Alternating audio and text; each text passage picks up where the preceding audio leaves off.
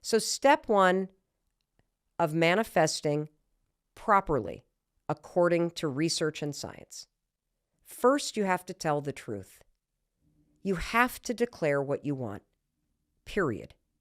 This does not work if you're lying to yourself.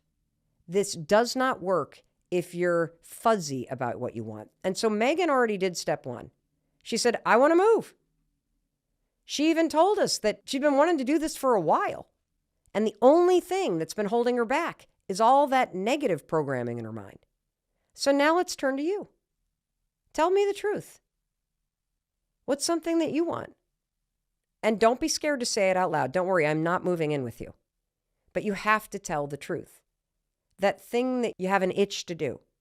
That's what I'm talking about. And if you are so shut down that you don't even know what you would want to manifest, let's do the exercise that I have shared multiple times on the Mel Robbins podcast. Every single morning as part of your morning routine, I want you to just take out a piece of paper and write down 5 things that you want. And every morning as you do this, as you give yourself permission to want things, you're training your mind. You're getting in touch with your dreams and your goals. And if you're having trouble connecting with this, I have a free cheat sheet for you. Just go to melrobbins.com/dreambig. I walk you through it. You can download it for free. And you can also listen to the episode we just did on dreams. It's the one we released right before this one. But you have to be honest. You want to know why? Because you're training your brain, and your brain knows when you're bullshitting, especially when you're bullshitting yourself. You cannot half-ass this stuff. Just listen to this question from Rochelle. My name is Rochelle. I am from Ontario, Canada, a small town north of Toronto. So for 25 years, I've had a head full of ideas. I've had half-assed projects and lots of plans. I chose always wishing over doing. Many of my blocks were due to fear, many just basic survival. The idea of goal setting, it really fires me up. The idea of remembering to revisit those goals, that freaks me out. I just think of all the things that I should have done and want to do still, that I've thought about over the last 25 years. What do you have a vision board for? That seems like, what are you, a child? I love you guys so much. What do you have a vision board for? What are you, child? Rochelle, okay. So first of all, we love Rochelle. We love everybody. And what I love about her is she's admitting to you that she's been thinking about things that she's wanted for 25 years. And she's never getting past the thinking part. Why? Well, because again, the overwhelm, the self-doubt, all of the disorganization, it's stopping her. That's where manifesting comes in. And she asked the question, vision boards, what the hell, am I a child? Let me tell you why vision boards can be important with one huge caveat based on science. Vision boards are important because when you take the time to create a vision board, which is basically bringing your dream or your goal to life by creating a collage of images, what you're doing is you are grabbing that dream or that goal that typically we bounce around in the back of our minds in private. You're pulling it out of your mind and you are grounding it in reality. And one of the reasons why this can be so powerful is because it signals to your brain that this is really important to you. We've talked in previous episodes about the Zeigarnik effect. It creates this kind of to-do list in your mind. The other reason why it's important is because when you put a vision board in a place where you can see it, it keeps these goals and dreams front and center, which is really important. But here's the problem. Everybody puts the wrong shit on their vision boards. You've been sold a bill of goods. You have been told that if you simply create a collage of some beach house or your dream body or $1 million in the bank or a Maserati, that suddenly the universe is going to hand you those things. That's not how that works. What research shows is exactly what Rochelle is talking about. If all you ever do is think about the big thing, you think about the end goal, the beach house, the Maserati, the thing that's like 10 years from now, and then you create this beautiful collage of this amazing thing that you want, that's a huge mistake. And see, everybody makes this mistake. If you look at anybody's vision board, you know what's on it? It's beach houses and $1 million and a Maserati and the finishing line at the New York City Marathon and all the things that you hope and dream for. And the reason why that's a huge mistake is that if the only thing that is on your vision board is the thing that's going to take you 10 years to get done. As you sit here in your studio apartment or in the spare bedroom of your parents' house at a desk in the corner and you stare at a $10 million beach house, oh my God, that is going to feel so far away. It's going to feel like you might as well move to Mars, for crying out loud. Instead of that vision board keeping your dreams front and center, that vision board is rubbing them in your face. It's not motivating at all. Why?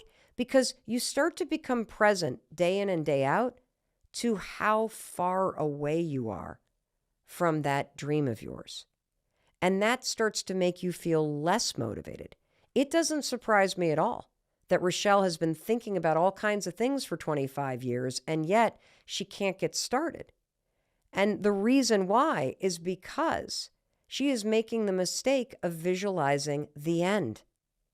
Manifesting is not just hoping and wishing, remember, for that beach house? Manifesting is training your mind, body, and spirit to do the work to make that beach house a reality. And step 2 to manifesting according to neuroscience. Visualize the steps along the way. This is research from UCLA. In order to make manifesting work for you according to science, don't visualize the end. Visualize the steps and the actions that you're going to take to get there. So what does that mean? That means all that hard and annoying and tedious stuff that you got to do that you don't feel like doing in order to make that thing a reality, that's what you're going to put on the vision board. That's what you're going to visualize. You see, according to the research from UCLA, brain scans show that when you visualize yourself performing an action, you stimulate the same brain region that you're using when you actually perform that action. So manifesting properly, according to science, means you are socializing your mind to take action. Now, what does socializing your mind mean? Because that's the language they used in the study. It means you're training your mind to take the action. By sitting there and mentally rehearsing this, you are telling your mind, you're stimulating the part of the brain that actually is going to take the action. This taps into something called procedural memory, and it helps you lock in the actions you need to take as a new habit. See, procedural memory is part of your long-term memory. It's like writing with your hands or pouring a glass of water. All those actions and habits, they're all stored in your procedural memory. Your procedural memory has all the information that you need in order to perform things like brushing your teeth or walking and talking. And when those things get rehearsed over and over and over again, guess what? They become encoded. They become automatic. The more you think about the steps you need to take and you start to visualize them, the stronger the connections become. And this isn't just like common sense. What happens when you visualize this way is that connections are being made between gaps in neurons. They're passing signals back and forth. And so before you even take the actions, you are now socializing your brain to get ready to do it. You're preparing. It's super cool. So let's just start with step 1, manifesting according to science. You got to claim what you want and tell the truth. So let's say that step 1, I want to train for and I want to complete the New York City Marathon. That is a bucket list item for me. And in fact, that was a bucket list item for me, and it's something that I've done, and you should do it too. It's amazing. And so, yes, you are going to wake up every day and you're going to write that dream down. But to achieve it, please do not spend any time visualizing crossing the finish line. Please do not spend any time thinking about the roaring applause of the crowd as your name gets announced. Instead, what are you going to do? You're going to use science because you're smart. You're going to visualize yourself lacing up your running shoes when it's 10 degrees outside. You're going to close your eyes and you're going to picture what it feels like to be out there on a training run alone. It's mile 13. You're on your own and your freaking earbuds just ran out of batteries and you're 6 miles from your house. And as you close your eyes and you picture that annoying and irritating moment, I want you to feel in your body the sensation of that moment. And I want you to feel in your body another one. How about this moment? It's 5 a.m. Your alarm goes off. You're exhausted. You look out the window and you see it's pouring rain. And it's a Saturday. And you said you do a training run. And I want you to see yourself dragging yourself out of bed, pulling on your jacket even though you don't feel like it, and walking out that door. And I want you to feel yourself starting to run in the rain, and it's 5:10 in the morning. That's how you manifest. Because here's the thing. That's what you're going to have to do in order to achieve your goal.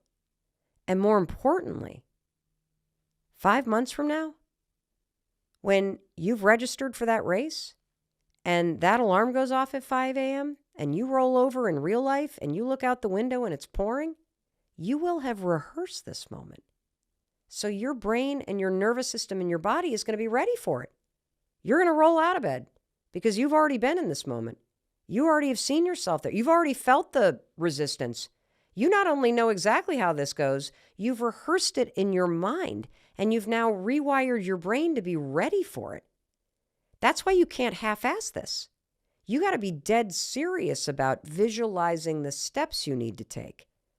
And so now that you got step 1, which is tell the truth about what you want. Get very clear about it. Step 2 is stop focusing on the end and start focusing on the irritating crap you're going to have to do day in, day out to march toward it. Now we're going to go from the kindergarten manifesting according to neuroscience to Olympic level manifesting. Are you ready? I'm ready. Because step 3 to properly manifest according to science, you got to feel that stuff in your body. I mean, really feel it. You got to feel what it's like to work for that dream. Now, this isn't just Mel Robbins, and this is not even neuroscientists anymore. We're now bringing in the Olympic athletes and all of their team of psychologists because they take manifesting to an even deeper level. When you're on the Olympic team, you call this imagery because it goes way beyond sort of the visualization. An Olympic aerial skier said, you have to smell it, you have to hear it, you have to feel it, you have to feel everything. And so that means as you are closing your eyes and as you are visualizing yourself doing the work, and for an Olympic skier, that means before you even get on that slope, you are imagining every twist, every turn, every bump, every jump. You are going over and over and over and over again, every twist and every turn. Because remember, according to the research at UCLA, your brain doesn't know the difference between something that happened to you for real and the things that you imagine happening to you. So you're warming yourself up to exactly what you'll feel as you're taking action. There's a huge article about this in the New York Times, and in it, bobsledder Lyndon Rush, who's an Olympic medalist, said, I've tried to keep the track in my mind throughout the year, he said. I'll be in the shower brushing my teeth. It just takes a minute. So I do the whole track, or sometimes just the corners that are more technical. You try to keep it fresh in your head, so when you do get there, you're not just starting at square one, and it's amazing how much you can do in your own mind. And in fact, one of the things that psychologists use this for with our Olympic team is helping athletes deal with the anxiety and resistance that comes up when they're about to go back into racing after an injury. And so this sort of imagery, this deep manifesting where you feel it. So what does that mean? You got to smell the air. You got to feel the wind. You got to really put yourself at the scene. You know, when I was a young trial lawyer, I used to work for the Legal Aid Society as a criminal defense attorney. And when I was being trained to do trial work, they used to say, when you're talking to a jury, you have to put people at the scene. You've got to describe something in a way that they could almost see, taste, or smell it. And that's what you need to do. And so here's what I want to do. I want to do this with you right now. And so we're going to use our friend Megan. Remember, she's the one that wants to move from Tampa. And I want to play a part of her clip where she talks about her fears. And as you're listening to our friend Megan, I want you to see what sensations come up in your body as you are listening to her describe all the resistance and fears that she has about this thing that she wants to do. My biggest fear is just getting there and then being like, why did I do this? I'm alone. I have no family or friends here. Who knows when my family or friends are going to visit me, even if they will. Is this going to cost me a lot of money? And now I put myself in like a bad financial situation. What if I lose my job and I'm in a new city? What if I hate it? You want to know what Megan's doing? She's manifesting. She is letting her fears rehearse the worst case scenario. She has trained her brain and her nervous system to be terrified of this move. She has a visualization, all right, that it's not going to work, that her parents are going to be mad, that it's a huge mistake, that she's going to lose her job, that no wonder she's not doing it. She's using manifesting in the exact opposite way. She is systematically, through her excuses and her fears and her parents' stuff, she is training her own mind to work against her. I'm afraid of this. I'm afraid of that. It's going to be like this. It's going to be like that. You could feel, couldn't you? When she said, what if I get there and I'm alone? What if I get there and it's the worst decision? I bet you felt your chest seize a little bit. When she said, what if I regret it? I bet you felt yourself shrink a little bit. See, her excuses have trained her mind and body to resist taking the action. You do the same thing. Every time you look at the thing that you want, that itch that you have, the dream that you have, the goal that you have, and you're like, but this, but that, but what about the other person? But you're visualizing all the negative. And this is why you're stopped. And so instead of mentally rehearsing your deepest fears, let's just flip this. Try visualizing it being great. I mean, instead of going, what if it doesn't work? What if it all works out? What if this is the best decision I've ever made in my entire life? Visualize saying goodbye to your parents and packing the U-Haul. Visualize yourself alone in the apartment.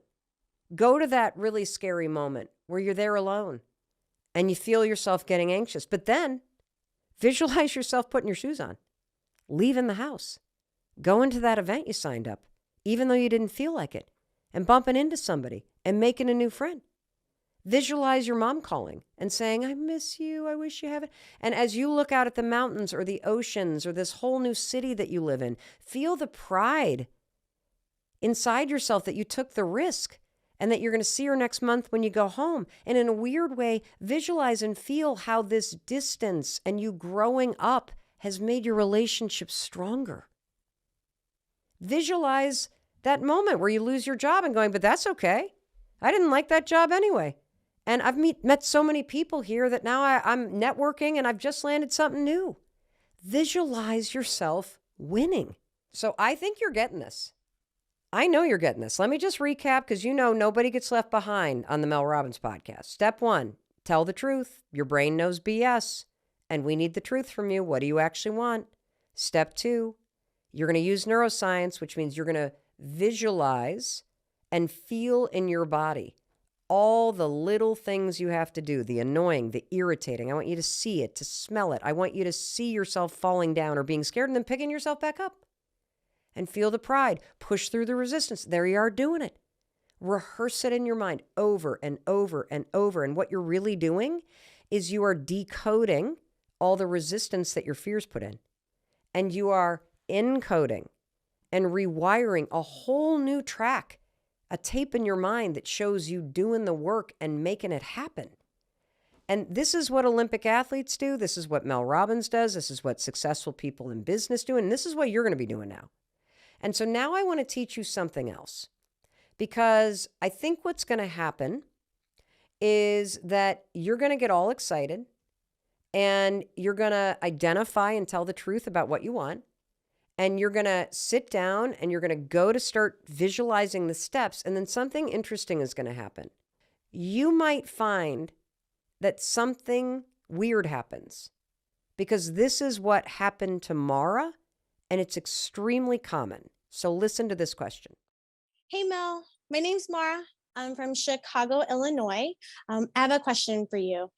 I was just curious, how does one tackle overcoming imposter syndrome while manifesting? So, how can I take the steps to work on a business that I'm passionate about, interior design with absolutely no experience other than my own home, and planning my own parties and gifting during the seasons and birthdays? When I see these types of businesses online, they really, really inspire me to create. But the thought of me doing it myself is so scary. Okay, I love this question. This is so juicy and great, and I just am so happy, Mara, that you asked this. So, first of all, let's just stop saying imposter syndrome, okay, everybody? Because when you're new to something, you're a student. That's it. You're a beginner. That's it. You're not an imposter. You're not faking anything. You're actually figuring it out. It's part of the process. And so stop saying you have imposter syndrome, because all you do is you have a dream and you're going to begin to chip away at it. That's what we're doing here. So that's number one. Number two, this is really common.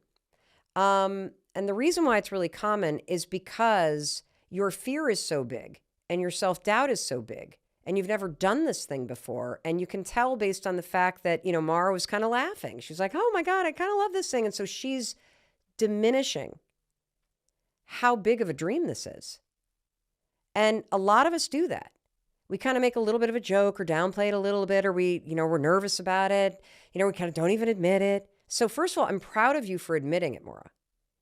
That's step one. You told the truth. Step two, the things you need to do, you can figure out because you're a student, you're a beginner, you love this, you're smart, and there's Google and there's YouTube, and that's going to give you the steps. And those are the things that you need to visualize. So when you sit down and you start to visualize and mentally rehearse, remember, you're an Olympic athlete, you're a winner. We're using neuroscience here. We're going to decode all those fears and all those bullshit excuses, and we're going to re-encode some confidence, and we're going to see you doing it. You might experience not being able to picture yourself in the visualization. This is super common. So here's what you're going to use. You're going to use the power of objectivity. That's it. What does that mean? That means if you can't picture yourself doing the work, pick somebody that you admire who you could visualize doing the work. And there's a catch here. So for example, you could pick me. You could pick an interior designer that you absolutely love.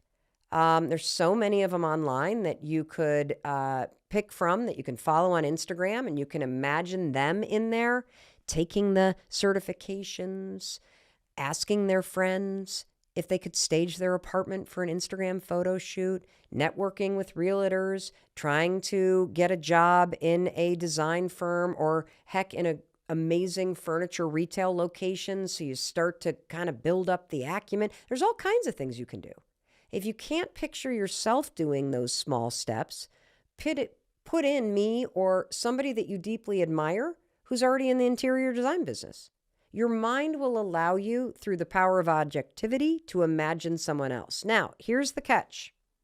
Because remember, I'm the O-line. I'm your offensive lineman. I'm clearing the path. So I'm not doing this on my own. I'm doing this, and I'm in your visualization so you can score with the ball. So at some point in that visualization, let's just say you get a job at one of your favorite retail stores that sells furniture and is in the design business. And let's just say you put me in there, and I'm the one that's managing the store. At some point in that visualization, I want you to visualize me turning around and extending my hand and saying, "Come on, Maura, it's your turn. Come here and help me." And let me invite you to join my side in your visualization. Visualize us doing the work together. It's a super awesome hack. And using the power of objectivity, we can work around that blind spot in your brain until you're ready to fire Mel Robbins from that job. And now you can start visualizing yourself doing all the steps you're scared to take now. Super cool.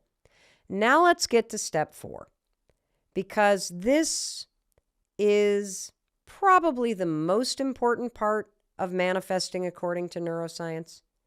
And I think absolutely everybody forgets to tell you this part. Let's play Cynthia's question. Hi, my name is Cynthia. I'm from Temecula, California. My question was to Mel, how do you go about manifesting without feeling like a sense of selfishness? I was raised in a very strict Catholic household. And when you asked for things, it was kind of like you had to do something in return. So I feel like when I'm asking the universe or God, whatever you believe in, for my things that I'm manifesting, I feel like I owe somebody something or something's going to get taken away. So it makes me a little nervous to ask or manifest. Cynthia, I got to tell you, you're right. You're right. When you manifest, it's not selfish at all, by the way. It's an act of self-love when you train your mind to help you get what you want. But when you manifest, you are going to owe somebody something. And you know what you owe them? Fucking work. That's right. You have to do the thing you're visualizing. When you sit there and you intentionally, mentally rehearse the steps you need to take, there is something that you owe the universe and you owe yourself, and that is to take the action. You're not just going to sit there and train. At some point, that Olympic athlete has to do the race. At some point, you've got to make the cold call. At some point, you got to quit the job or pack the U-Haul trailer or get off your ass and do the training run at 5 a.m. So you better believe there is going to be something that is asked of you in return. And that's where the magic comes in, because the magic is in your actions. And manifesting according to neuroscience just gets your own fears and people's judgments and your childhood wiring out of the way, so that you can take those actions. True science-backed manifestation. It's not as sexy as The Secret makes it seem, and it's actually not as complicated as a huge PhD study makes it seem. You just have to do it. That's it. You have to take the actions. You do owe the universe and yourself something. You owe yourself the actions, the effort, the work that's required. That's what your dreams demand. I talk about this all the time. You know, we all want to believe that somehow you're going to close your eyes and imagine what you want and it's going to magically happen. I'm sorry, that may happen on TikTok or in Disney, but that is not how the real world works. The way that you are going to make something a reality is you are going to declare that you want it, and then you are going to tediously, annoyingly, wake up every single day and push yourself to lay one brick in a path with one action every day.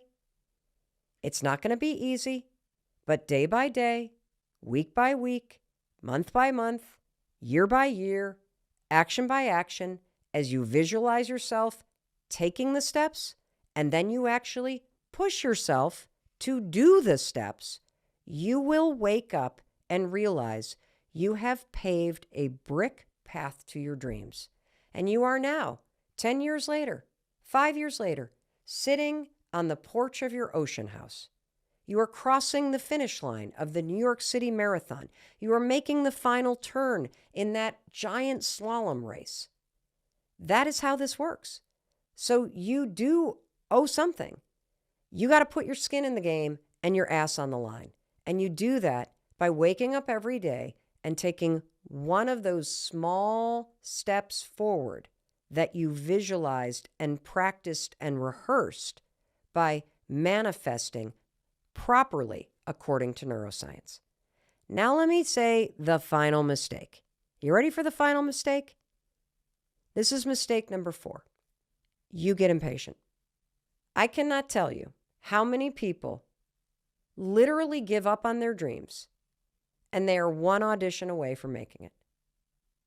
Or how many people stop working on their business and they were 1 hour away from the breakthrough that they needed in the financial model.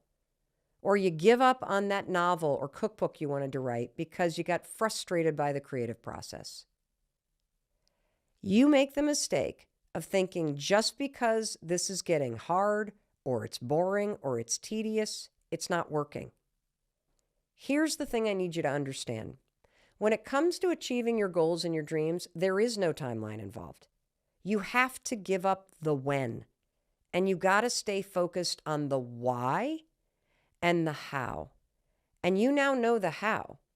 The how is using neuroscience to remove the resistance in your mind and your nervous system and your body, and then pushing yourself to do the work, because manifesting is not magically making something appear. Manifesting is preparing your mind, body, and spirit to do the work to make it a reality. Overnight success does not exist, period. Yes, there are a lot of people that are gotten lucky. Yes, privilege is real. Bias is a fact. And it is really easy to get jealous. But what you aren't seeing when you focus on the end result is the years and years and years that went into this moment. Like, a lot of people are looking at me right now and they're like, holy cow, this is one of the most successful podcast launches in history. How the hell did that happen overnight? It didn't. This has been in the works for 10 years. I have been chipping away at it, doing the work behind the scenes before I even launched this thing. You have to ask yourself, I think, when it comes to the big stuff, are you willing to work 10 years for it? Are you willing to work 10 years for that beach house? Are you willing to work 10 years for that $1 million in the bank? Are you willing to work 10 years to get that PhD, to heal your trauma, to be happy? Because that's how long it might take. And if we're being really honest here, if it's a really big thing, it could take even longer, and that's okay. Because you know what? There's nothing more fulfilling in life than chipping away at your dreams and your goals. That's what gives your life meaning. Achieving your goals doesn't give your life meaning. Working on them, working towards something bigger than where you're at right now, that is where the real secret sauce is. Like, if you want to be successful in business, you got to get ready to make 100 hours of cold calls about your product or about the thing you're selling before you get one person that doesn't hang up on you. I'm not even talking about a yes. And that's where visualization comes in. You got to visualize the no's. If you want to be a writer, how about getting ready to write for 5 years? 5 years of drafts. 5 years of what Anne Lamott calls your shitty first draft. Days and days and days of sitting down every single day, because this is what a writer does. They sit down and they write no matter what. Days where you sit there and you stare at a blank piece of paper. Visualize that. And visualize yourself keep going. Visualize publishers saying no and no and no. And then finally, somebody says yes, or you self-publish. See, the time and the effort that you have to put in, it's not glamorous, everybody. It's not easy. And there are going to be times that you're going to feel like giving up. And this is what separates the people who achieve their goals from the people who don't, in my opinion. It's this quitting day. It's this moment where you throw in the towel. If you can go one more day, you can make it happen, because then you can go another.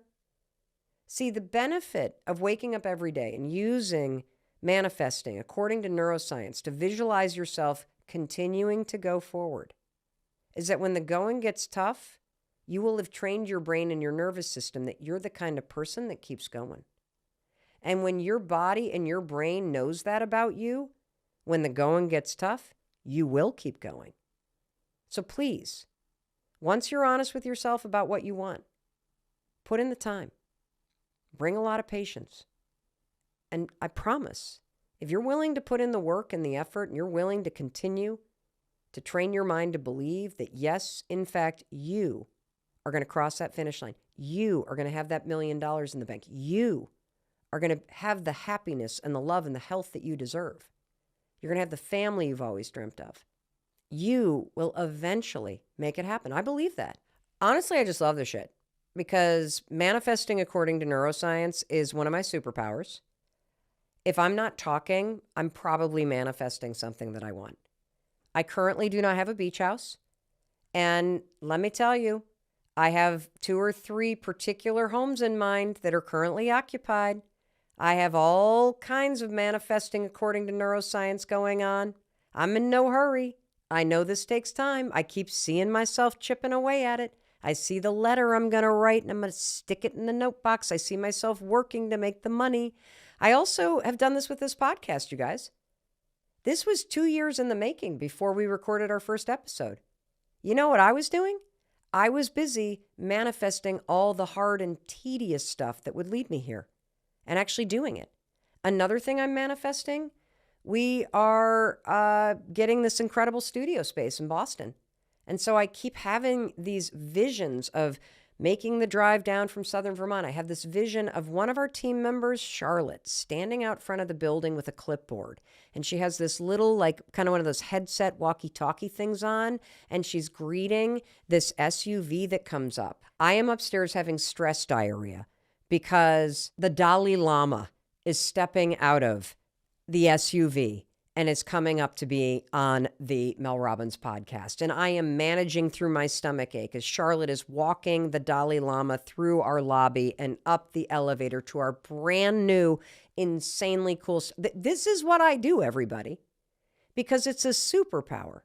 I am training my mind to help me make my big dreams and visions a reality. I'm even doing this for our daughters. I'm manifesting what it looks like for our daughter I want her to do it next fall. I'm visualizing her halfway around the world and working her way around the world. I'm visualizing our other daughter spending late nights in a session, writing her music. I can feel what it's going to feel like when she calls crying and saying that something happened. And so I'm doing this for me. I do it for you. I do it for the people that I love. This stuff is awesome because in some way, when you really get good at this, it is true what the research at UCLA says. You do trick your own brain. When we started this podcast, finally, after years of thinking about it and 2 years of properly manifesting according to neuroscience, I was so rehearsed. I had a Madgeread, or whatever the hell the word is that the Olympians used, that when I stepped in to record our first episode, it felt like I had been doing this for 10 years. Because in my mind, I've been preparing that long. What did you get? I got that my sister is very kind. No jokes. No jokes. I'm being serious. No, I want you to talk about you. Okay. You have to just go for it and here's the thing. And not focus so much on what you're afraid of and being comfortable, but just do the thing that scares you, which it's even bigger than that. Okay. So if you wish to be happier, do you know what life gives you? Things that make you sad. And then you have to figure out how to be sad or happy when things are sad. You know what happens when you say that you want peace in your life? You want things to be easier? Oh, you know what bubbles to the surface? All the stuff that's broken. And then you have to bring and figure out how to bring peace to this.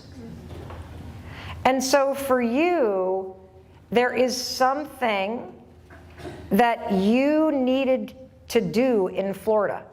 Yeah. So you would get serious about doing the work back here. And that there was something in the breakdown and whatever it is that you want to call it that was meant for you because you clearly needed it to come back here and actually do what you're meant to do. And look, it might take 30 years, but it'll be the best damn Netflix special I have ever seen in my entire life. One of the things that I'll never forget is that when I started arguing for her dreams, that's when she got really emotional.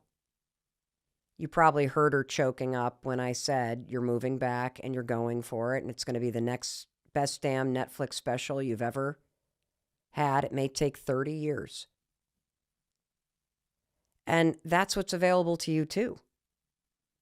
Because the bottom line is, don't you dare listen to this and spend your time writing to me or DMing me about your excuses, about how old you are or how late you are or how much you've screwed up your life. Do you understand you are listening to a 54-year-old woman who had been thinking about launching a podcast since 2011, and I'm just 4 weeks into this.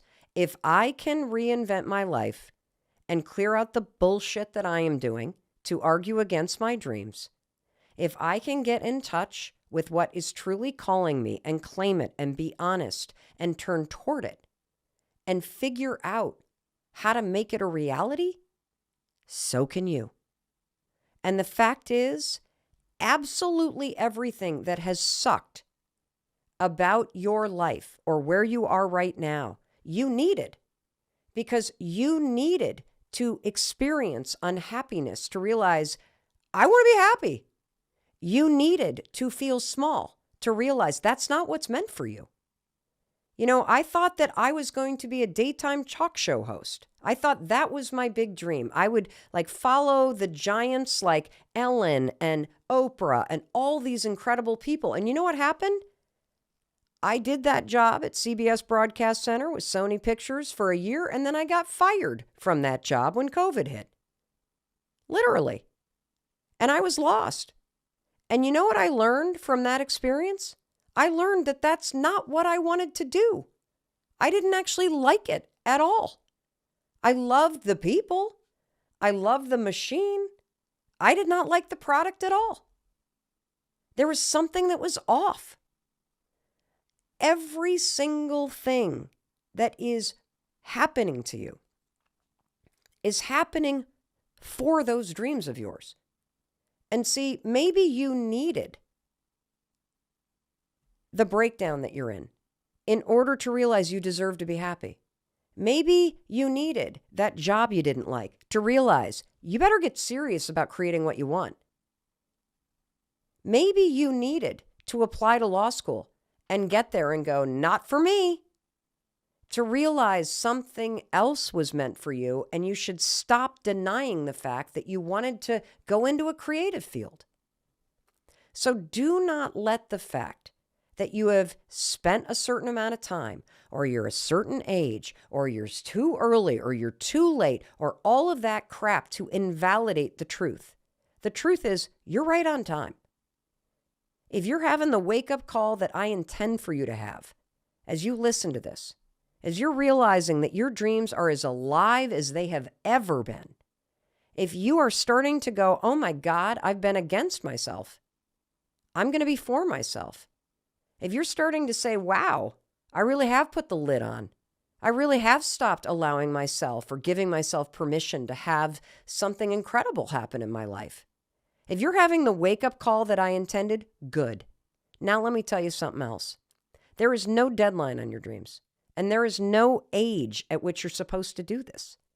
You can start a business at 18. You can quit the job you had out of college at 24. You can go back to technical school after getting a master's at 31. You can literally adopt a child at the age of 39 when you're single. You can go to nursing school after you've raised your kids and you're 42 years old. You can learn how to teach your first online course at the age of 48. You could become a podcast host at the age of 54. You could get married for the first time at 63. You could skydive at 71. You could run your first marathon at 82. Your dreams do not disappear. There is no age at when you can't do something or when you're too early. It's complete bullshit. Your dreams are something you were born with.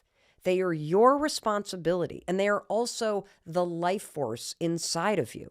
So stop running away from them and turn toward them. Run toward your dreams. Stop arguing against them and be the loudest voice for them. And for crying out loud, stop extinguishing that flame that's burning inside you. Enough with the excuses. Enough with the jokes and the downplaying. Enough with this fear. Your job is to turn toward that flame. Turn toward that flame and freaking fan it. Fan it with all your might. That flame inside you is supposed to burn bright. And the only way that that's going to happen is when you are honest with yourself about that thing you've been denying, about that calling that you feel, about the fact that you're meant for more than where you're at right now, that you deserve to be happy, that those dreams are real, and you have within you the ability to chip away at them, and that when you wake up every single day and you write down those 5 dreams, and you see and you hear and you feel the fact that your life has clues, your life is trying to help you. Your life is trying to help you become who you're destined to become. I want you to know something. You're going to wake up happier every day. You're going to wake up feeling more alive and more self-expressed and more connected and energized when you wake up for your dreams. And I also want you to know that your friend Mel Robbins, I'm going to be right here beside you. I'm going to be here every single step of the way because I see you. I believe in you. I believe in your dreams. And I believe in your ability to make them come true. And so that's why I'm here. And I just feel whatever season of your life that you're in, whenever you hear this episode, this is when you're meant to hear this. There are no mistakes. And those dreams of yours are no joke. They are serious business. And they're your responsibility. So 5, 4, 3, 2, 1. Stop fucking arguing and joking and making excuses and get your ass out there and fan the flame and start working on them. All right, so today's my 52nd birthday. And normally on my birthday, I wake up excited because I feel like I've just been handed a clean slate and the opportunity to create a brand new year. And I spend the day reflecting on the last couple of years, and I spend the day brainstorming about what I want to create this year. And this year is not a normal year. I did not wake up feeling excited. I woke up feeling lost. Because as I thought back over the last few years, it's been an incredible adventure, but I've experienced a tremendous amount of change in my professional and personal life that has just knocked me on my knees. From losing my daytime talk show, to having my book contract rescinded, to having the speaking business basically implode until at least another year from now, to not being able to be with you face to face, to not being able to work with my team face to face. I just got rocked.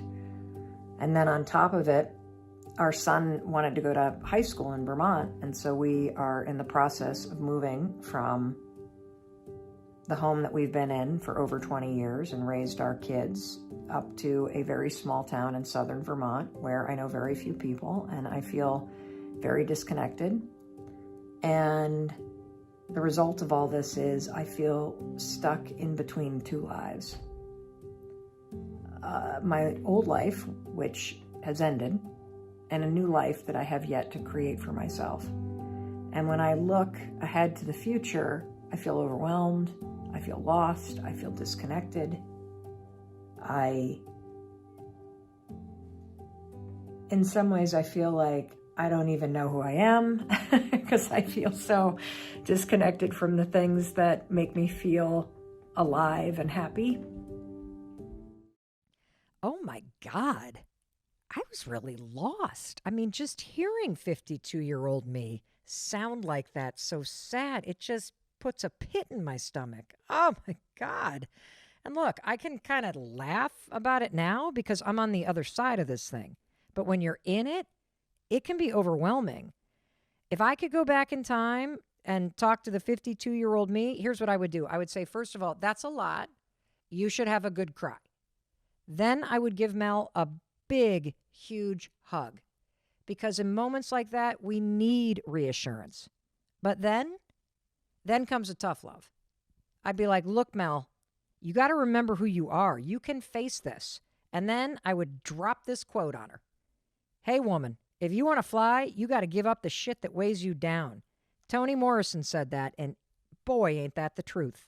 You got to give up the shit that weighs you down. And a lot of times, at least with me, what's weighing me down, it's my own attitude.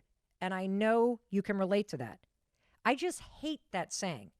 It is what it is. No, it isn't. It is what you make it to be. The fact is, there is always something you can do to make yourself feel just a little bit better. And when you do something that makes you feel a little better, no matter what's going on, that boost in your mood, that boost in your attitude, it is essential to helping you face any challenge and improve any situation. And even though in that video I felt lost, there were 3 things that I did and that I continued to do over the past 2 years and that I continue to do now, all of which is rooted in research to pick myself back up and face the mess that my life had become. And more importantly, to start doing the work to create the life I wanted. I believe that you are capable of changing. I do. I've just seen too much evidence over the course of my career. Amazing changes that people just like you and me have made.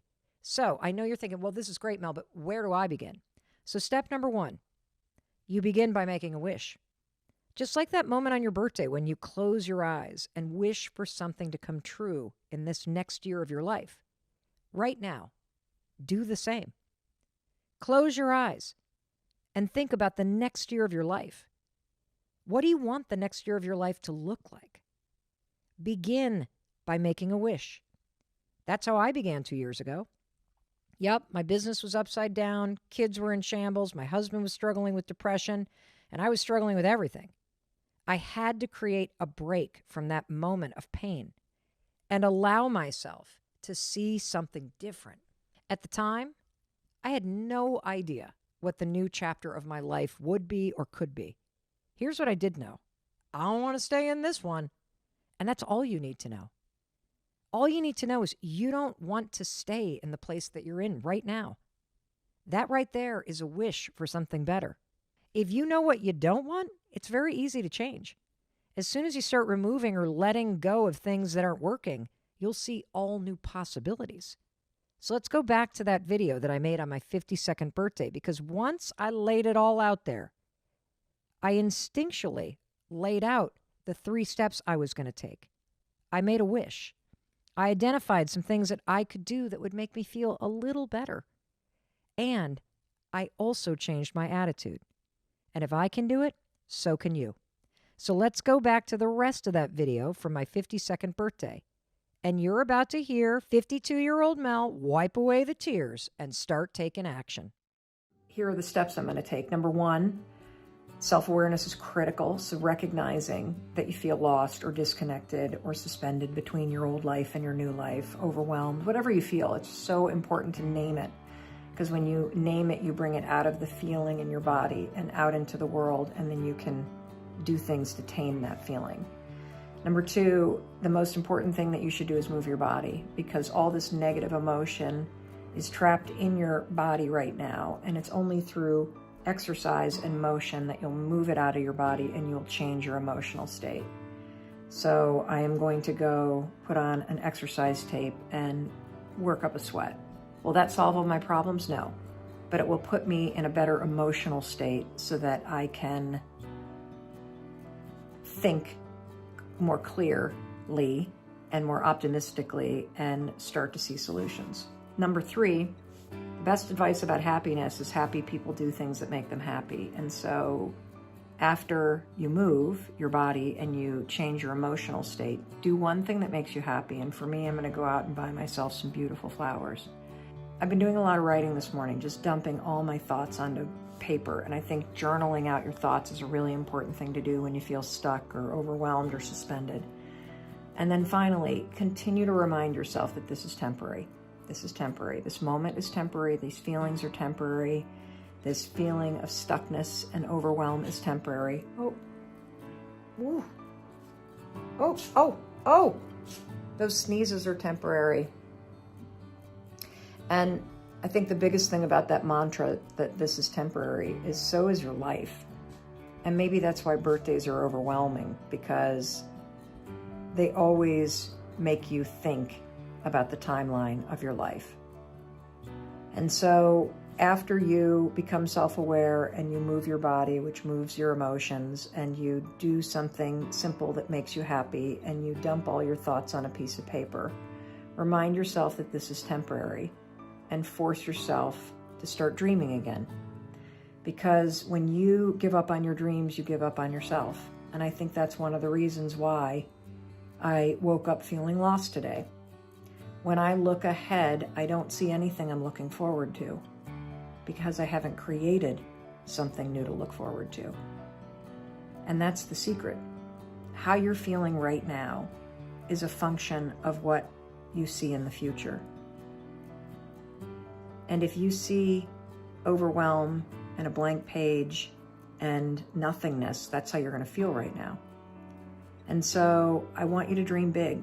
I want you to put something on that paper that's out in that future, that calls to you, that gives you something to look forward to go for.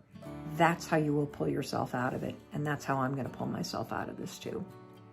So that's my birthday message. Not really inspiring. It's authentic and it's real because this is where I am right now. And I also know that despite how low I feel, I have a choice. I have a choice about what I do about it. I have a choice about who I'm going to be in the face of it. And I have a choice about what comes next. So by God, I'm going to 5, 4, 3, 2, 1, push myself to create a future that really empowers me. And I want you to do the same too. If you could do anything for me for my birthday, it would be for you to dream really big today. That would mean everything to me. I love you. Way to go, 52-year-old me. Mel, if you could only see where you end up 2 years later, you'd be so proud of yourself, woman. And you know what? When you follow these same 3 simple steps, you're going to be proud of yourself too. And I want to make sure you're not just listening along or watching this podcast episode on YouTube. I want to make sure you're able to apply these 3 takeaways and what you're learning in this episode to your own life right now. So let's recap what you've learned so far. You've learned about the fresh start effect and how temporal landmarks can trigger a whole new chapter in your life and unlock the intrinsic motivation that's inside you that's going to help you take action. Let's create your fresh start right now. Step 1. You already heard this. Make a wish. Just ask yourself one powerful question. What do I want the next year of my life to look like? Number 2, no matter how you feel, start taking the actions that align with what you want in your life. Stop making the mistake of waiting to feel happy or motivated before you take action. The secret, it's taking action first, because if you can get moving, you can keep moving. And research shows that just a little boost in your mood impacts your productivity for the rest of the day. It impacts your focus. It gives you a little uptick in energy. Taking actions that align with the bigger vision and the future you, it taps into this huge body of research called behavioral activation therapy. Now, you're going to learn a tremendous amount about this therapy modality in future episodes of the Mel Robbins podcast, but here's how I'd summarize it for you. Act like the person you want to become in the future, no matter how you feel in the present moment. Look, I know it sounds simple. Act like the future you. But this is grounded in decades of research, and it works. This is how I've made every single change in my life. Once I figure out what I want to do or the kind of person I want to become, I figure out someone else in the world that's doing it, and I just reverse engineer it. And that's how you create a brick path that leads from where you are right now to where that wish of yours wants to take you. And every morning, wake up, take one action that aligns with what you want or the person that you want to become.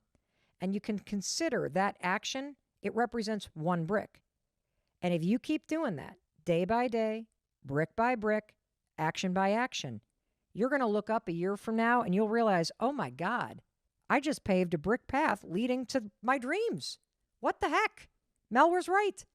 And step number 3, in making powerful change in your life, find the proof that you can do it. It's all around you. You just need to look for it. Find anyone that has the life that you want or that has made the change that you want to make. The relationship, the career, the body, the family, the friend group. Anytime you see someone who has already made the change you want to make in your life, tell yourself, there's proof. It exists. Use people as evidence that, yes, You can have what you wish for too, if you're willing to work for it. See people as a light on the path to your future self. For years, that was not me. I was the opposite. I did not see other people as lights on my path. I saw people as robbing me of the lights that I wanted. I had this really stingy, jealous, and insecure attitude. If a friend of mine was renovating their kitchen, I would smile, that tight smile that people have when they're faking a smile. And I'd go, oh, it's so pretty. I love the white cabinets. But inside, I was seething with jealousy. And the reason why is because I believed that somebody else's happiness or success somehow was robbing me of mine. It's the opposite. Their beautiful kitchen means if I can work for it, I can have one too. Their amazing relationships means I can create it too. Their success or the business they've built means it's possible for you too. This alone, if you just do this third step, this one mindset flip, it is a complete game changer. Here's how you do it. There is unlimited success, happiness, and fulfillment in the world. You're not in competition with anyone. The only one that can rob you of the success, happiness, and fulfillment that you deserve is you and your excuses and fears and sitting around waiting to feel motivated. We're going to stop that today. Correct? Good. I'm glad you're listening because we're not doing that anymore. You're not going to wait 6 years to get started. You are going to start taking actions that align with what you want now. And when you see other people as evidence of what's possible for you, as you start seeing them not as extinguishing your light, but lighting the path that you're now walking on, holy cow, talk about throwing gasoline on that internal fire of yours. And by the way, don't you ever forget, you are a light on the path for someone else, and you don't even realize it. So think about that for a second. You are just a step or two ahead of someone else. I mean, if you've grieved the loss of a loved one, if you've changed your career, if you've survived heartache, if you've sold a family home, if you've reinvented some aspect of your life, if you've lost weight, if you're able to live with depression, if you were the first in your family to graduate from college, your life experience proves to someone else that it's possible for them too. So you better make sure that as you start chipping away at your own wishes and goals, that you hold that light up a little bit higher for everybody that's behind you. Now, these steps sound super simple. So I'm going to go through them one more time because I want to make sure you get how powerful they are. So let's go back to 52-year-old Mel and let me explain how each one of these steps worked for me back when I was sad and lost 2 years ago. So step number 1, you make a wish. You got to consider that question. What do I want my life to look like? Now, here's the truth. I couldn't answer that question 2 years ago. When I was 52, sitting there crying in the bunk room, I had no idea. I didn't know what I wanted. I didn't even know how to fix all my problems. And that's okay. You don't have to know the answers because those will come. But I did know I didn't want to stay feeling sad. And that's all I needed to start the change. Because step 2 is, once you know one small thing, I don't want to feel so sad. I don't want to be lost on my birthday. Just take actions that align with that thing that you want. I wanted to be happier. So I just focused on simple things I could do in that day to make me feel a little better. I get it. This isn't rocket science, but it works. But somehow, when you start to apply this stuff, it does feel like rocket science because it does launch you somewhere else. So that day I exercised, I bought myself flowers, I watched some stand-up comedy specials on TV so I would laugh a little. I just forced myself to do those things, to start walking toward what I wanted, which was just to feel a little happier. And look, this stuff doesn't work overnight. It works over time.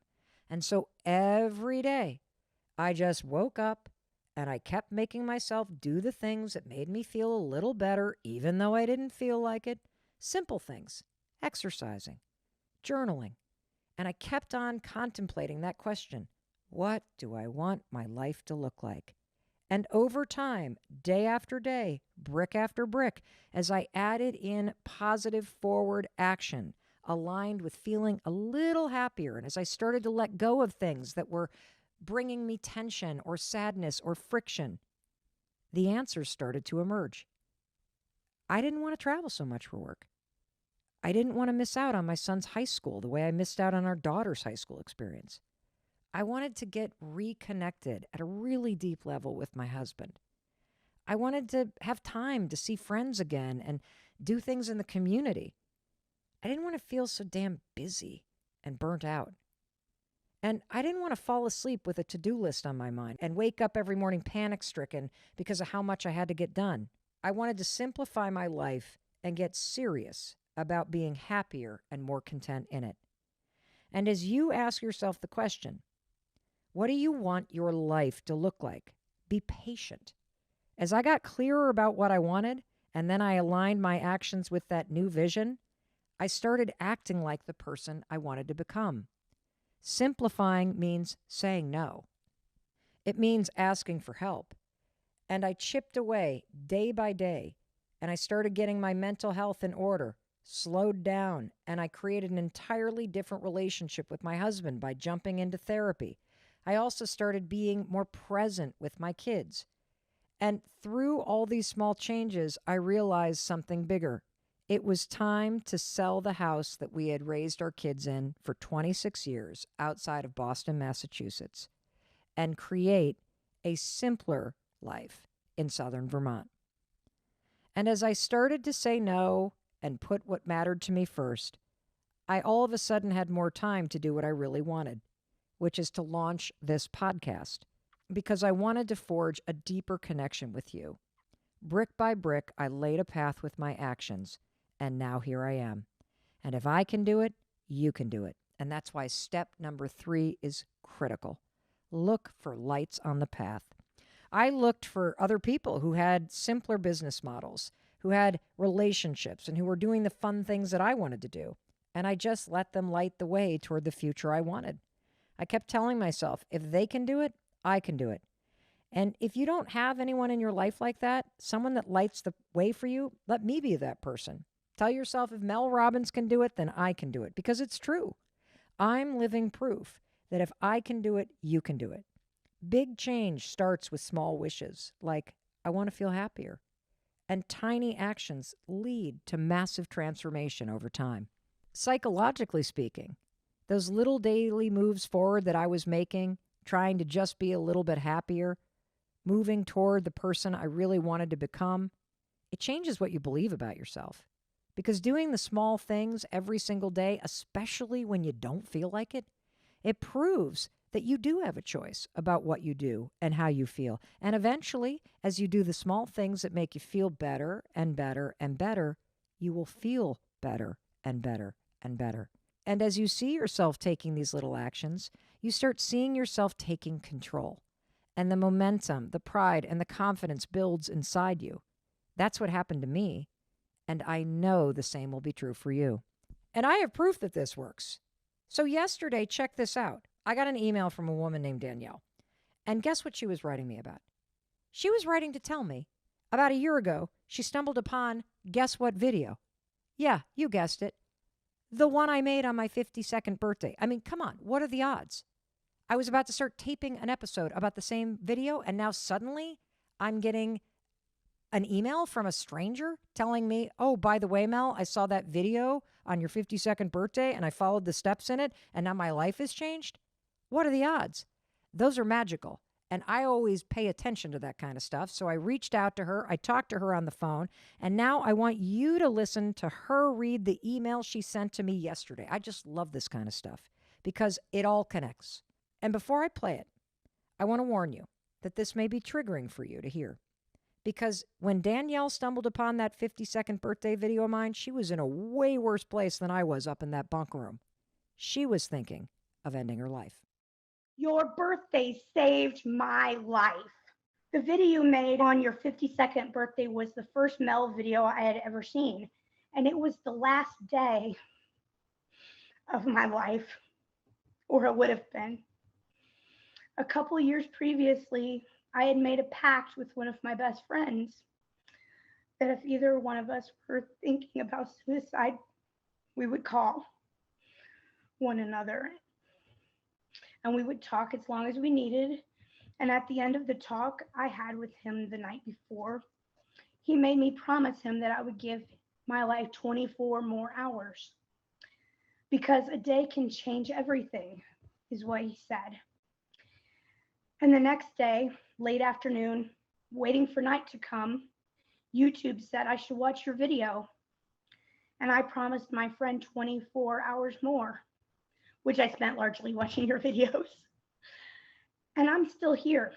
And it sounds a little bit even silly, but I remember at one point in the video when she just, she got to the point where she had laid it all out there, how she feels and what's going on, that she said, so this is what I'm going to do.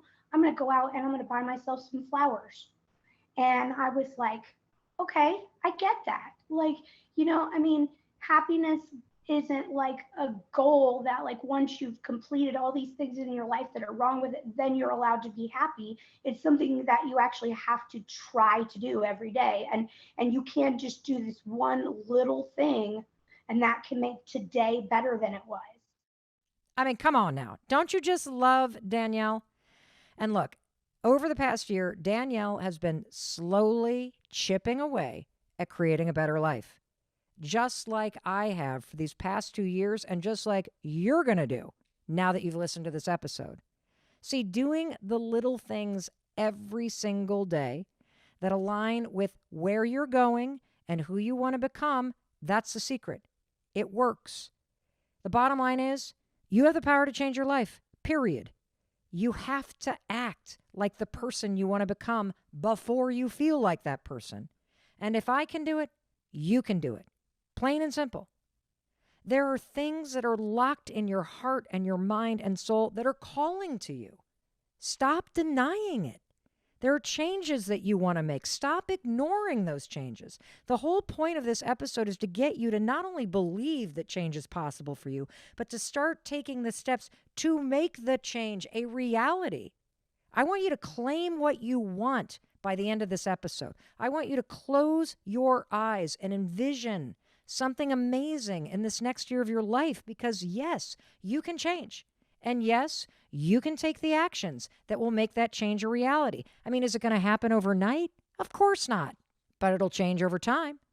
And if you can make today just a little better, guess what? You can make tomorrow a little better. And if you can have a better day, then you can have a better week. And if you can have a better week, you can have a better month. And those months lead ultimately down the path to the life that you envision for yourself. You deserve to be happy. And I believe that you're listening to this episode right now with Mel Robbins because you are meant to. I mean, think you could have picked a million other episodes, but you are on this one right now with me. Why?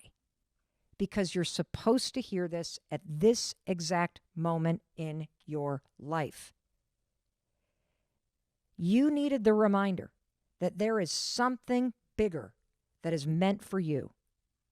You got so much amazing stuff to do with this next year of your life. You got dreams to fulfill. You got lives to change. Stop focusing your energy on the stupid crap that weighs you down. It does not matter. Your past does not matter. The things that you're worried about, it doesn't matter. I mean, who cares if they didn't read your text? Who cares if you didn't get that job you applied for? Do you know how many jobs there are out there?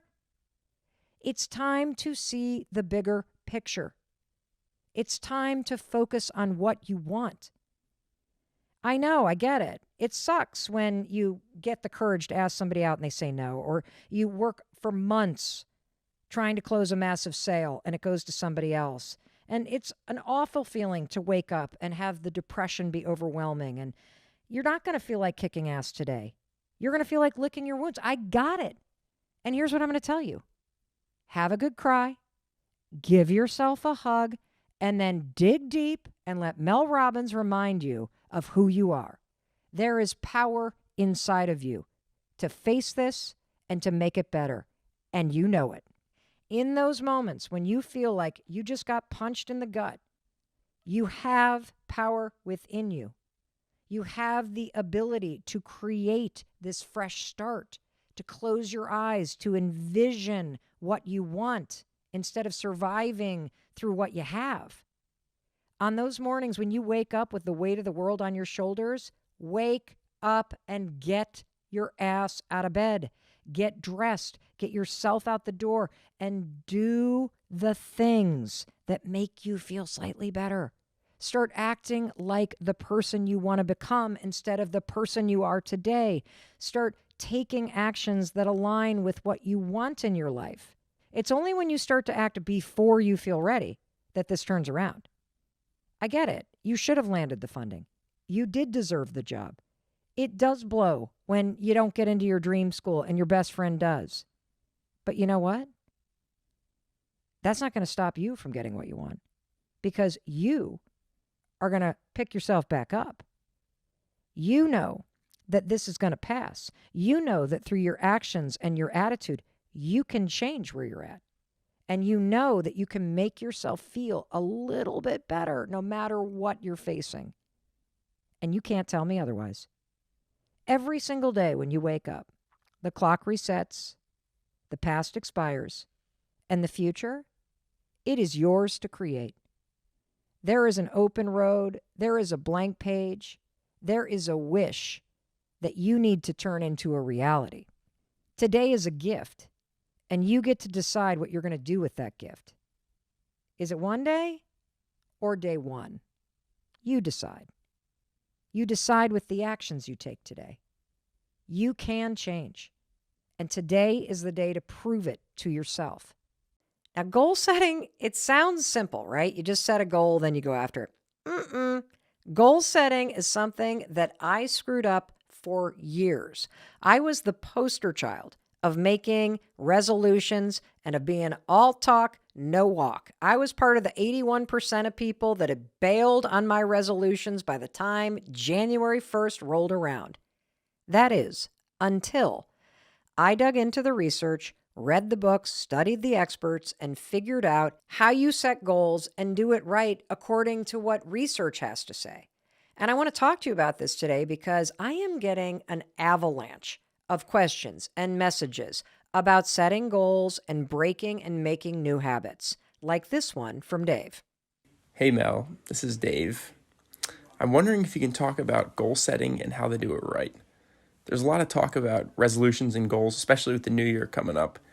And in the past, I've had a hard time setting them and achieving goals. Could you give me any tips? First, I want to say to you, Dave, thank you for this question, because you're not the only one that has a hard time setting and achieving goals. And I'm not only going to give you tips. Today, we are going to have a master class in goal setting.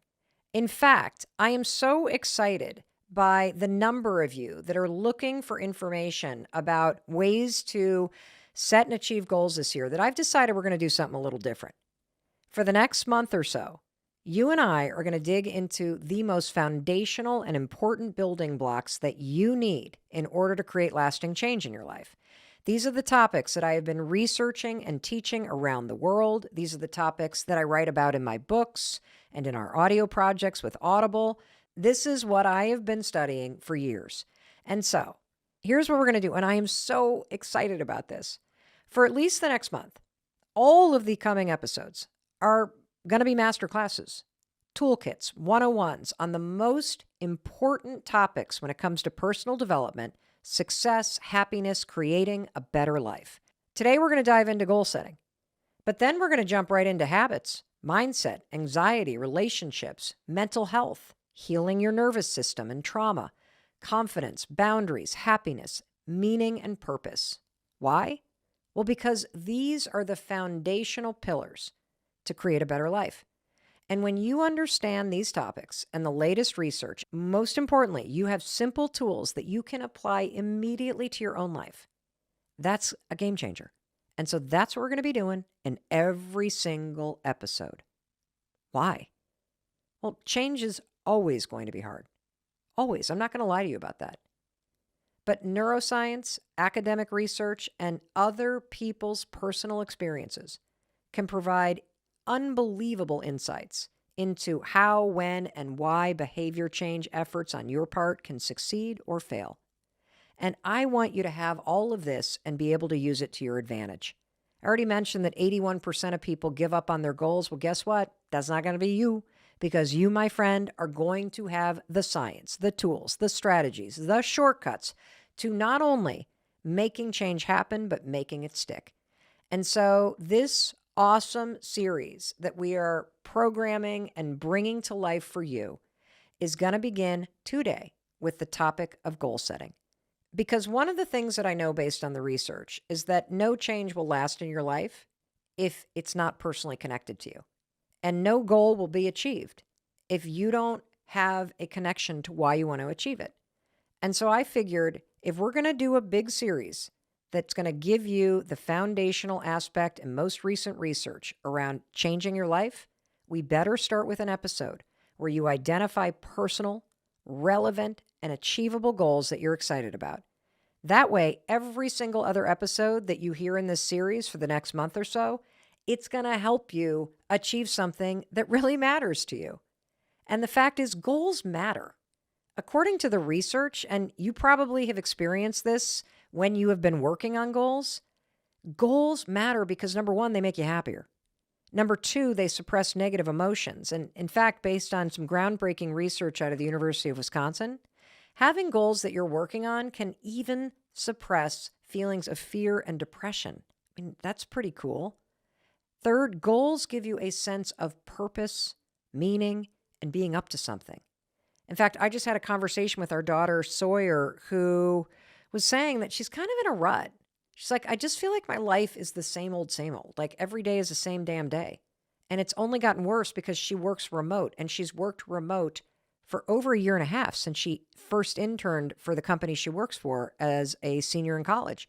She's almost never gone into the office. No holiday parties, no nothing in person. Every day she sits at her desk at home and works virtually. She hangs out with her roommates who she loves, but it's like the same thing in and out. You want to know what's going to fix this? Goals. Because when you have goals, it interrupts the day-to-day doldrum. It gives you something to look forward to. It makes you feel like something cool is happening. And that leads me to the fourth benefit. Life is harder when you have no goals. Based on the research, having goals makes your life feel easier. And I think even just that little story I just told you about my daughter feeling like she's in a rut, you can see that when you're in a rut, life is hard. When you feel stuck, when things are monotonous, it's hard.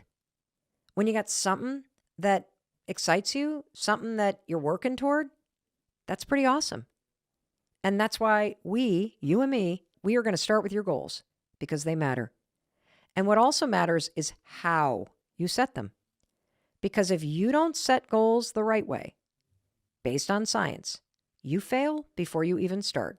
And that was Mel Robbins for years. So think of this episode as a comprehensive toolkit that will help you make goals that are going to keep you inspired, that you can achieve, that are going to make you feel excited about the year ahead and what you're up to. And I have one promise to share with you. You're not only going to learn a lot today, by the time this episode is done, you're going to have identified between 1 and 3 goals. And you're going to do it with me, side by side, as I identify 1 to 3 goals for myself. And we are also going to apply the latest research every single step of the way. And I want to share that up front because I expect your goals to change from the beginning of this episode until the very end, because you are going to be applying the research all the way through this episode. By the end of our conversation, you're not only going to have defined these goals, you will have refined them, and you will have taken steps toward them. How freaking cool is that? So make sure you listen all the way to the end because we are going to cover a ton of ground today. So let me just preview what you're going to learn today. We're going to start by unpacking really exciting research that's pretty recent out of the University of Oregon that simplifies goal setting into 2 major components of what makes up a goal. And if you don't have these 2 major components present when you set your goals, you will fail. Seeing this study made me realize why I have failed in the past at setting certain goals. I'll tell you those stories because I think that they're going to help you. But this is really exciting stuff because it's super simple and there's so much research here. Second, as you begin to identify the goals using these two components that we're going to unpack, I'm going to walk you through the 5 mistakes that everybody makes that prevent you from achieving your goals. And you're not going to make these mistakes because now that you got your goals identified based on the University of Oregon research, we're going to make sure we refine those goals using the 5 mistakes so that you can avoid the pitfalls that I know I've fallen into. And step by step by step, we are going to support you. I'm so excited for this episode, honestly, because I'm going to do this with you. And you're also going to learn about a widely reported study regarding whether or not you should talk about your goals. This is a study that people cite all over the place that has been debunked. And I will tell you the new research related to whether or not you should ever talk about your goals. Okay? Cool. You ready? I got to take a breath because there's a lot we're going to do. Whew. I'm really, really excited about this. I love goals. And I also love this recent research that I found from Dr. Elliot Berkman at the University of Oregon. Now, Dr. Berkman is the co-director of the Center for Translational Neuroscience, and he studies the motivational and cognitive factors that contribute to success or failure at achieving goals. I mean, he's figured this out for both of us. How cool is this? And when you hear this research, this is kind of one of those studies where you're like, well, that makes a hell of a lot of sense. Why did nobody tell me this? So first, let's start with his definition of a goal, okay? Dr. Berkman's definition of a goal is this. A goal is any desired outcome that wouldn't otherwise happen without you doing something. Let me unpack this. This is kind of illuminating, okay? So a goal is any desired outcome that wouldn't otherwise happen without you doing something. So I'll give you an example of a goal. Let's say that this was the year that you're like, that's it, I'm getting 6-pack abs this year. If you have a goal of getting 6-pack abs, you have to do something different. That's why it's a goal. If you have a goal of getting out of debt, for example, you have to do something to make that goal happen. Let me give you an example of what is not a goal. Watching that series that you're addicted to, right now for my family, it's Gangs of London. I don't have to do anything different to watch the series Gangs of London. You see how that's not a goal? The reason why it's not a goal is there is zero resistance. There is zero change. There's zero that I have to do differently. Goals naturally contain friction and resistance because they require you to do something new. Now, that might sound obvious, but if you don't get that a goal is going to require you to push through some kind of resistance, you're going to fail at setting them. They're going to be way too easy, okay? So let's start applying this to your life right now. I want you to think about an area of your life that you would like to improve or where you want to set a goal. So just stop and think about the coming year. What is an area of your life that you want to improve or where you want to make a new goal? I have 3 that I'm going to share with you. And one of my goals for the coming year is in the area of free time and hobbies and having fun. A second goal of mine is going to impact my health in a positive way. And the third is about my mindset and focus and clarity. So I'm going to unpack these and I invite you to listen along. And as I'm explaining my goals, think about what you're inspired to change, where you're willing to do something different. So I'm going to start with number 1, hobbies and having more fun. I really want to spend more time. One goal of mine this year is to spend more time gardening. I just love gardening, not vegetables. I like flowers, landscape. And I want to make sure a goal of mine this year is that I spend more time gardening. That's one goal. Now, a second goal that I have for this year is related to my health. And I want to stop drinking for a while this year. And I can get into more as we unpack this and go through the research, but that's a goal of mine, to really just knock off the booze for a bit. And third is about my mindset. I want to get back, this is a goal of mine, to a consistent journaling practice every single morning. There are things that I do every single morning that have zero resistance. I don't even have to think about it. I roll out of bed when the alarm rings, no resistance. I high-five the mirror every morning and set an intention. I have no resistance. I have a cup of coffee every morning, no resistance. I typically move my body most mornings, no resistance. But something that I really want to make a goal of mine is having a consistent journaling practice every single morning. That would be pretty cool for me. So I want you to now stop and think about you. What are goals that you have for the coming year that are going to require you to do something different in order to make this goal happen? Now, I want to stop for a second because I want to address something that you may be thinking right now because it's a question I'm seeing a lot. Hey Mel, how do I set my goals if I can't determine what my goals are? I absolutely love this question.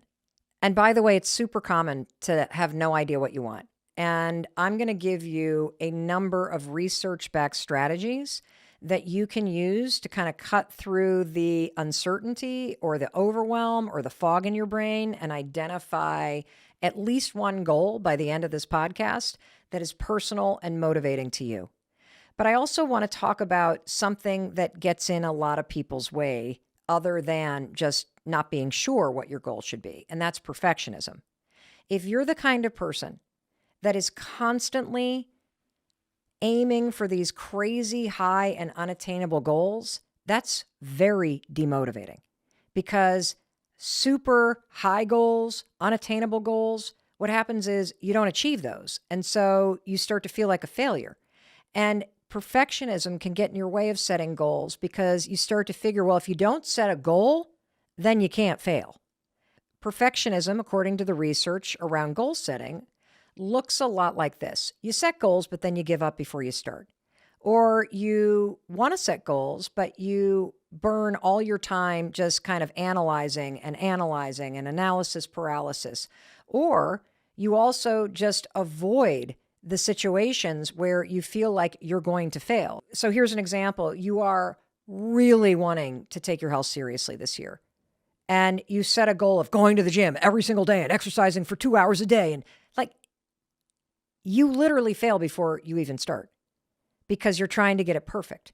And we're going to address that. Don't you worry. So whether you're dealing with brain fog or you're dealing with perfectionism, this is super common to not really know what your goals are.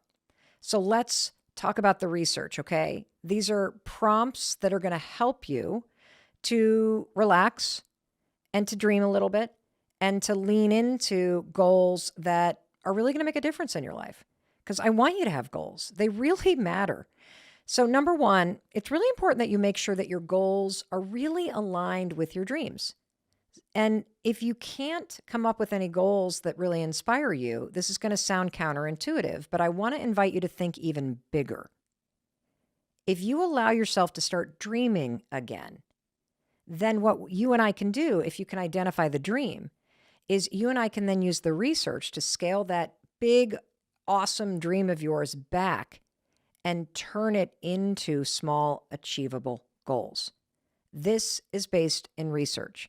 And so I invite you, if you don't know what you want, allow yourself to dream big again. And then we'll get into the research about how to make that big dream a smaller goal.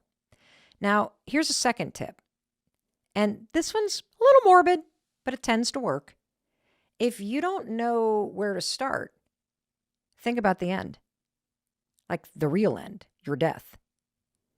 When you think about the fact that at some point this amazing thing called life comes to an end, what do you want to have achieved in your life? When you think about it in reverse, trust me, you're not going to wish that you spent more days at work. You're going to wish that you spent more time outside or more time with family. You're going to wish that you did pick up the guitar. You're going to wish that you did take on some of the goals that are buried deep within your heart. And so if you truly feel stuck, think about your own death. Research shows that it prompts you to get in touch with what matters to you. Now, you could also, if that doesn't float your boat, you can also just get quiet. And this is based in powerful research.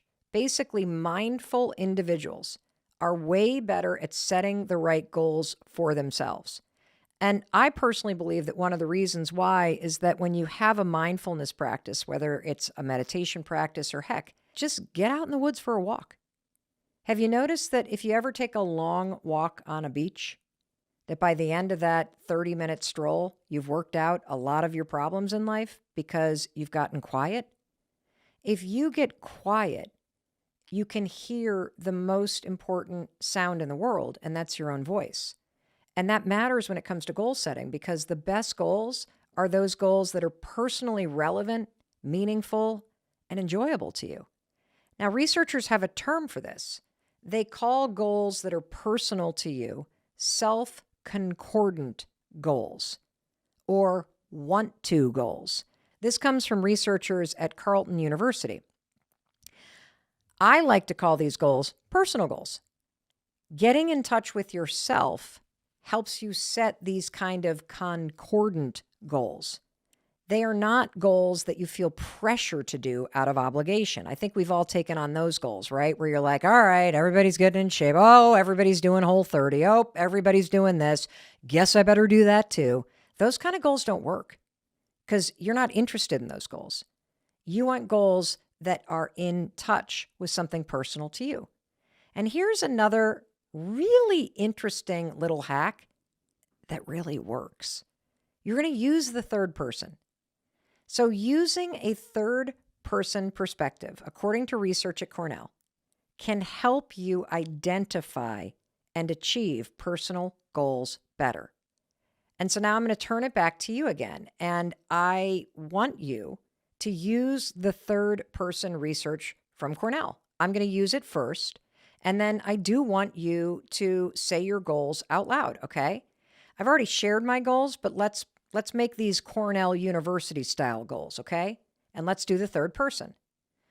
Mel would really love to spend more time gardening this year. You know, it feels kind of funny when you say that. It's almost like it's happening.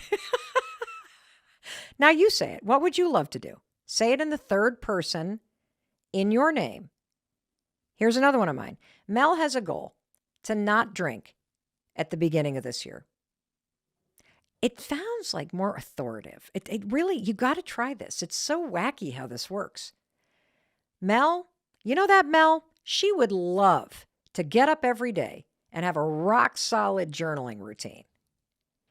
It's weird how that Cornell University works. And now it's your turn. Use the third person. Take a minute, hit pause, and say what you want out loud. Go ahead. It's kind of weird, isn't it, when you use your own name? And look, it's okay if it's super general. Mine are really general. Did you notice that? My goals right now, they're just things I kind of want to do. I want to journal. I want to not drink for a couple months. And I want to spend more time gardening. But by the time this episode is done, you and I are going to refine these general statements, these goals, using research. And so let's dig into this exciting research that I promised to talk about from the University of Oregon. So here's the most important thing about goals. And I love this study because it boils goals down into two things that have to be present. If these two components of a goal are not present, you're not doing shit when it comes to this goal. I have experienced this in my life. You have experienced this, and I can't wait for you to hear this. So the two components to achieving any goal is that there must be what researchers call the will and the way. The will of any goal refers to the motivational and emotional aspects of the behavior change. In other words, the why. The will is the why of behavior change. So let me ask you a couple questions that researchers kind of unpacked in this study that are going to help you really clarify the why when it comes to the goals that you're thinking about as you and I are talking right now. Why is the behavior change important to you? Why do you want to change? Why now? And I'm going to go through these and I'm going to use one of my goals, gardening. Why is the behavior change important to you? Well, it's important to me, this goal of spending more time this year gardening, because I love gardening. And I've talked a lot on this podcast about how I am addicted to being busy and it causes a lot of stress. And when I'm out in the garden, it's super relaxing. It's really creative. I love growing flowers from seed. I love cutting flowers and bringing them in. The second question, why do you want to change?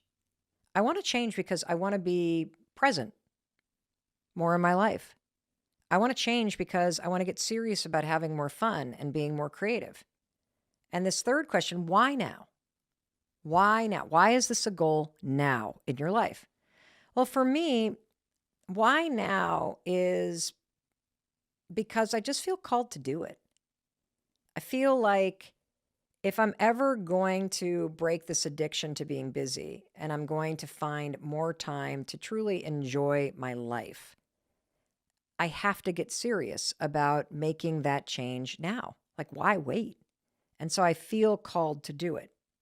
So that's the first part. And I want you to ask those questions of yourself for any goal you want to set. Why is the behavior important to you? Why do you want to change? Why now? And if you don't have an answer to those questions, that goal that you're thinking about will not work, because the will to do it, the motivation, the why, it's not going to be there because it's not personal to anything to you. Now let's talk about the second component, okay? The second component in this study from the University of Oregon is the way. And the way refers to the cognitive and informational aspects of the behavior change. I call this the how. The way is the how of behavior change. And so let me walk you through those questions. How is this behavior change going to unfold? What skills and capacities does it require? What is the specific plan for doing it? And for me, the behavior change that's going to unfold is I am going to study how to create a cutting garden. I'm going to build my own little, what are they called? Like raised bed thingies that you kind of put the thingies in. I'm going to learn about cultivating flowers from seeds. What skills and capacities does it require? Well, a lot for me. What is the specific plan? I'm in the middle of creating the plan. And I think you can start to see as you ask yourself these questions about the goal that you have. How's this behavior change going to unfold? What skills and capacities does it require? What is the specific plan for getting this done? I think you can see that if you don't identify the how, that change ain't happening. Because willpower alone, motivation alone, it's not enough. You got to have, according to the research, both the why and the how in order to be successful at changing behavior.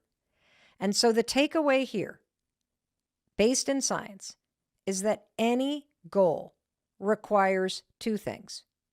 There must be a will and a way, a why and a how. And here's why this is really interesting. Neuroscience has revealed that your brain system involved in those two sides of the behavior change are entirely different from one another. So for example, the how you're going to make this goal a reality, that's all the brain circuits that are involved in executive functioning, including your prefrontal cortex, among other areas of the brain. The why, on the other hand, is the dopaminergic, I can't even say it, that's why I can't say it. It's the dopamine reward system within the brain. That's the why. And you need both. You need to tackle the how, which is having the know-how, the skills, the plan, the push. And you also got to have the why. And the why is what comes into play when you know what to do, but you can't do it. It's how you hack the motivation. And what studies reveal is that this is hard because new behaviors, they're rarely as motivating. As much as we may love to make a plan and you may love to buy a new journal, or I used to love to buy a new planner. You know, when you buy a new calendar for the new semester and it feels like the new you. I just loved the planning part. Have you ever had that experience where you're all excited to go to the gym? You're all excited to try this new routine. You're all excited for this new habit. And the day one that comes, no motivation at all. I mean, It makes sense because why would you want to try that new HIIT exercise when you know that watching Netflix, something you do all the time, is way more enjoyable? That's why having both is super important. You cannot just have the why you want to do it with no plan. That doesn't work. And you also can't have a plan and have no reason why you want to get it done. And when you really stop and think about your goals this way, having a why and a how, it's what's going to get you excited. And if you're somebody that continues to make goals, but you constantly give up on them, I'm going to tell you something right now. Those goals are not linked to something that you value, to a core belief. And the second that you make that link and you make these goals personal, holy cow, you will be unstoppable. So we've covered the two components of goals based on the research at University of Oregon. I've asked you to walk through the questions of the why and the how about the goals that you're starting to set. And I want to say something right now. If you're starting to feel like the things you wrote down in the beginning are not the goals that you want, that's great. You may change things up completely from the beginning of this episode, the middle of the episode, and the end of the episode. That's the point of this. Listening to research is not going to change your life. Applying the research will. So please, as you're gaining insight and as you're taking this, and as you're taking these tools that I'm sharing with you, and you're applying them to the way that you're thinking about your own goals for the next year, please allow yourself to change. Please allow yourself to modify the goals because that is going to help you achieve them. Okay, got it. Mel, how do I get started?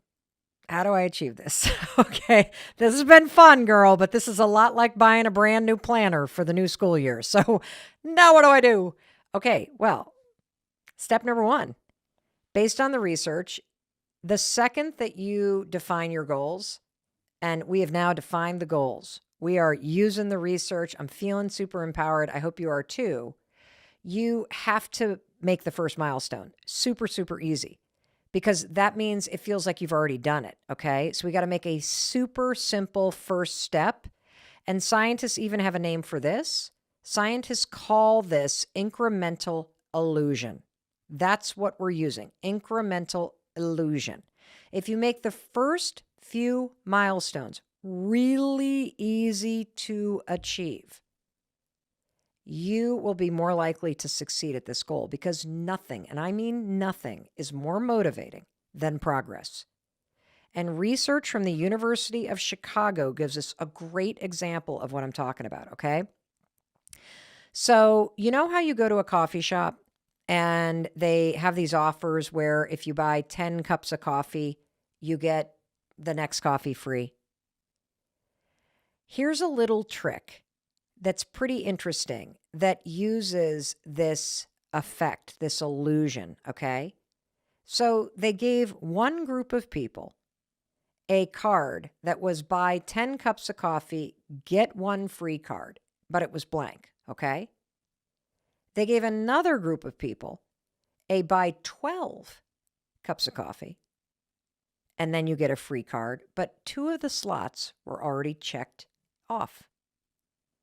Progress had already been made. It's still the same thing. You're still having to do 10, but guess what?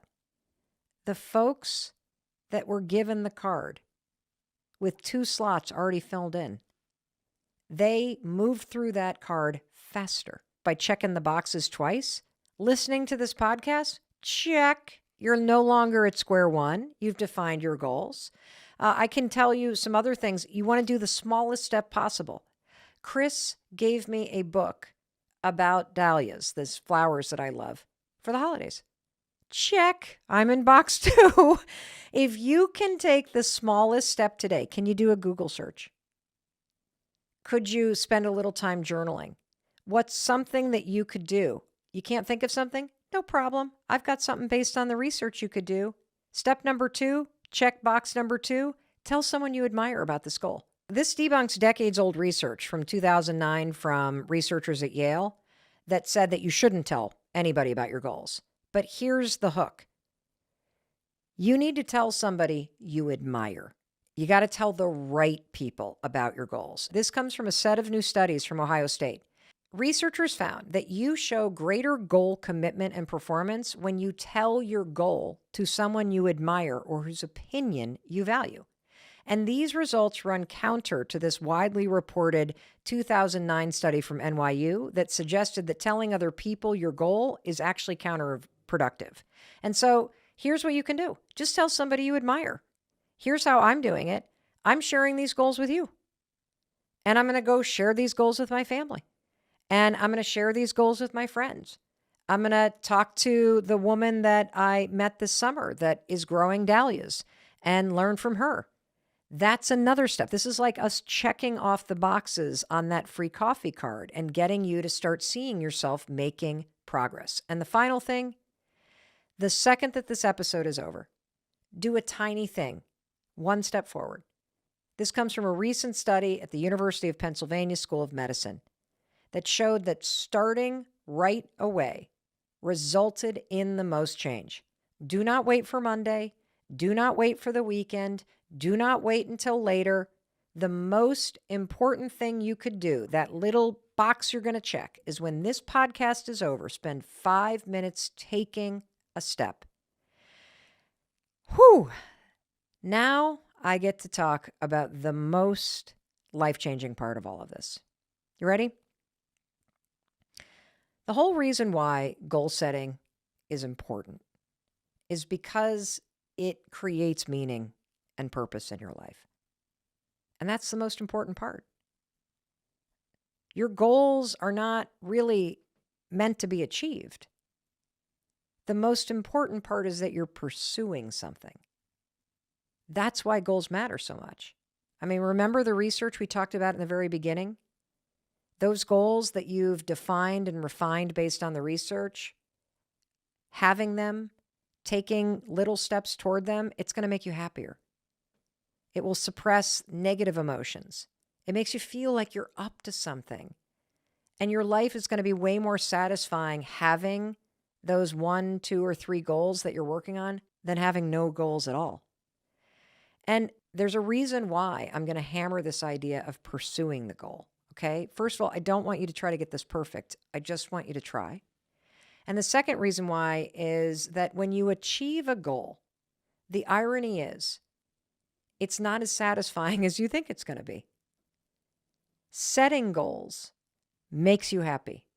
Working on goals makes you happy. Achieving goals does not create or promise lasting happiness. Yeah, it is awesome when you finally get to the top of that mountain you've been climbing.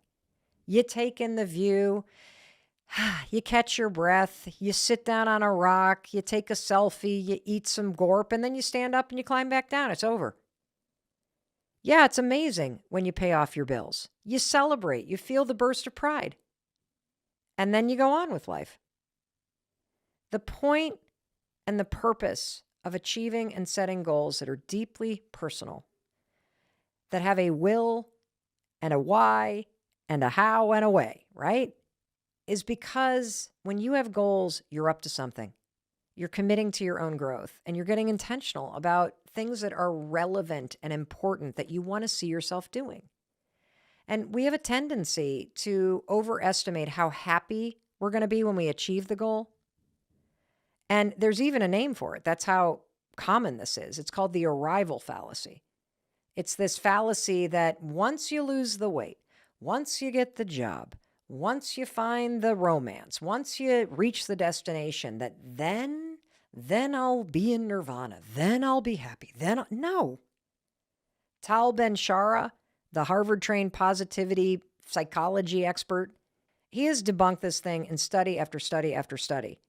And all you have to do is look at the number of Olympians or movie stars that we think have achieved it all that then are just plummeting and struggling with mental health illnesses after their greatest achievements. And we're like, what? How could they possibly do? They have gold medals. They have millions of dollars. Well, because they're not working toward anything that matters. It was working toward the gold medal, working to make that movie, going to auditions and pushing through the failure and having this goal that you set for yourself Working on it is what gives your life meaning. And that's why I wanted to start this series of life-changing episodes of the Mel Robbins podcast, the foundational stuff about how you create a better life with goal setting. Because goal setting from this point forward must be a part of your life if you want to feel a greater sense of purpose and meaning, period. And so I want you to come back to this episode. I want you to bookmark it. I want you to share this with people that you care about. If you've got somebody like I do who's a college senior, and as they approach graduation and they start to feel like they're about to have a quarter-life crisis and they're lost, you know what they need? They need goals. If you have a friend going through divorce, you know what they need? They need goals. If you're bored in life or feeling stuck or you've got to hit the reinvention button, you know what you need? You need goals. And you can re-listen to this every single quarter at any moment in your life and walk yourself through this very simple but powerful and life-changing research to get very clear about what you want and why you want it and how you're going to go achieve it. Now, speaking about the how, you want to know how? Habits are how you achieve goals. Systems are how you make it easier. And so coming up next in this life-changing series, we're going to do a 101 on habits. What the science says about habits, the 3 components that make a new habit encode and stick in your brain. And we're also going to give you the research-backed shortcuts that you can use to make new habits stick and to make that change and the new habits that are going to help you achieve your goals easier to implement in your life. That's what's coming next. But for now, I want you to remember the definition of a goal. A goal is anything that you desire that wouldn't otherwise happen without you doing something. And what I want you to do next is I want you to take one step forward on that goal of yours. Hey, it's Mel. Thank you so much for checking this video out. And if you like this one, I have a feeling you're going to like this one too. I'll see you there.